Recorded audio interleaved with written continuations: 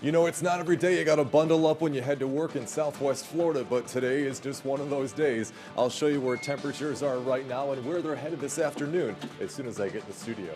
Temperatures this morning are just a little bit warmer than where they were this time yesterday, but hang tight because another blast of cold air is on the way. I'll explain how cold it's going to get when it arrives in just a few moments. Thank you, Brenna. Now coming up on 4:42 on Friday afternoon, and boy, it's been a long week, hasn't it? Talking an awful lot about the past several days when it comes to Hurricane Dorian. It's still a long ways away from us, unfortunately, and as it continues to slow its forward speed, it's going to be a long couple of days as we continue to monitor the changes of this hurricane. Look at these beautiful pieces of artwork. I had the privilege this morning of spending the morning at a Mason Classical Academy in the city of Naples, and the kindergartners made me these beautiful little pictures. And they also spelled my name right. It was really cute. I think really, this is really Rob dropping raindrops. That's Rob with a good tan, too. I like that look. I like that look a lot. And I'll tell you what, today's good tanning weather because it's beautiful outside, not a cloud in the sky. My appropriate Christmas tree shaking his stuff there for you. You're going to have some good weather tonight as clouds hang tight. Temperatures will drop back into the upper 60s and low 70s while you're walking around downtown Fort Myers tonight. And I don't think you have to worry much about rain. If we do see a few raindrops, they would stay super, super isolated. So just go downtown and have some fun and enjoy the great music. Principally over the downtown core here and then across into North Fort Myers where we have seen the most significant rotation. Now remember, context is important here. There is not a severe amount of rotation going on, but based on Doppler radar returns, there has been enough for the National Weather Service to issue this severe thunderstorm warning.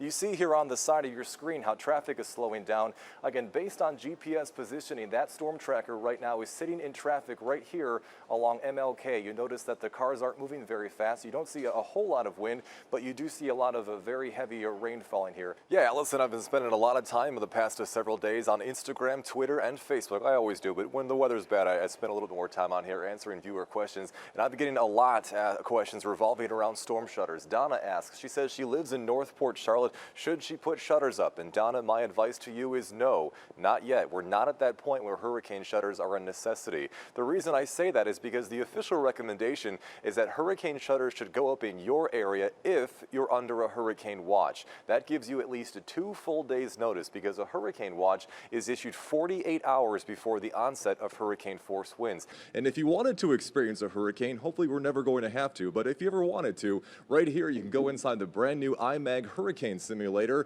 and experience what it's like to feel those hurricane force winds. Lots of cool stuff coming up your direction later on today, whether you just want to play at the wall or you want to talk more science about Hurricane Dorian. Now on your car, obviously you can't take it 5 feet above the ground. Instead, most cars are going to have their thermometer somewhere inside the grille, so notice that's only about 2 feet above the ground.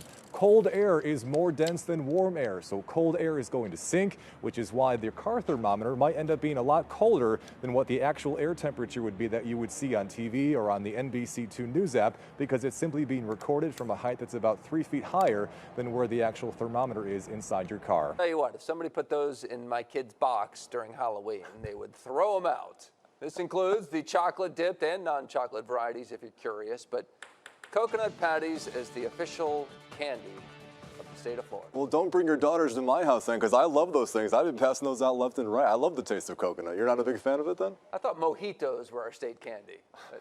Well, times are changing up here, all right? All right, let's switch over to the weather then.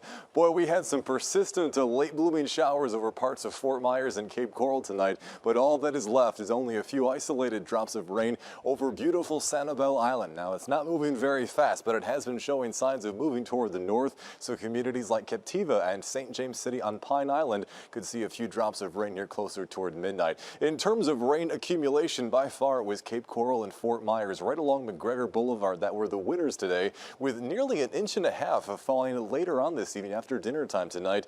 There is estimated by Doppler radar returns. So what is going on with the weather? All right, so just for the weekend forecast, focus on morning showers, afternoon showers, and then mainly cloudy conditions for the majority of the day there as we get toward the second half of the weekend. Back to you.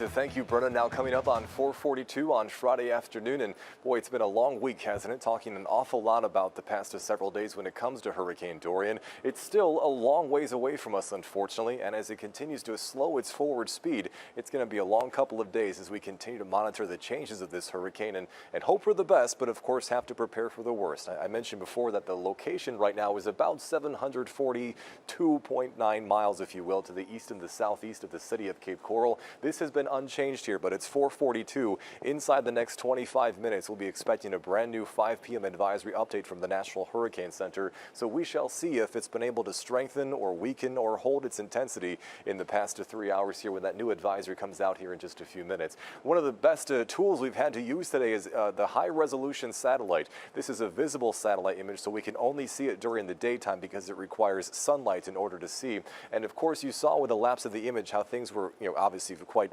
impressive in the morning, but now becoming even more impressive because of that right there. See that more well-defined eye structure? The more defined the eye is in a hurricane, the stronger it is. If you recall back to what those satellite images looked like of Hurricane Irma, it was just like a giant bagel, if you will. It's a very, very well-formed hurricane. This one obviously pales in comparison to the intensity just yet of Hurricane Irma, but it is certainly trying here based on how the satellite trends have evolved. Meteorologist Rob Duns was out at the Sand Sculpting Championship. A great assignment, Rob. Yeah, we've had just some perfect weather. And I think it's fair to say they've had a very successful opening day here on the sand sculpting competition on Fort Myers Beach. In the matter of only a couple of hours, we've seen big piles of sand that look like nothing just turn into these incredible works of art. This one here, we haven't featured it on TV today. It's like almost a full-size VW bug that is being constructed purely out of sand right before your very eyes here on Fort Myers Beach. It's been just an incredible day.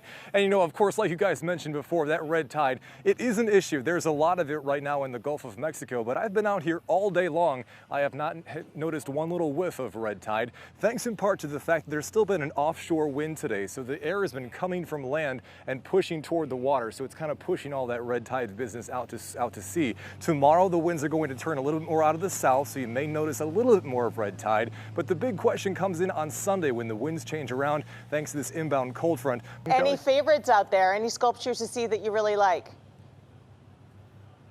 Yeah, that Frozen movie everyone's talking about? Every kid under 10 years old is going to go exactly to Olaf. It's right there on the it's kind of on the horizon. You may not be able to see it, but tell your kids that they're going to meet Olaf. It's like a real-size Olaf is out there on the sand. It's very, very, very cool, very timely, and also just a fun thing you could do with the family. You can't go wrong here at Fort Myers Beach.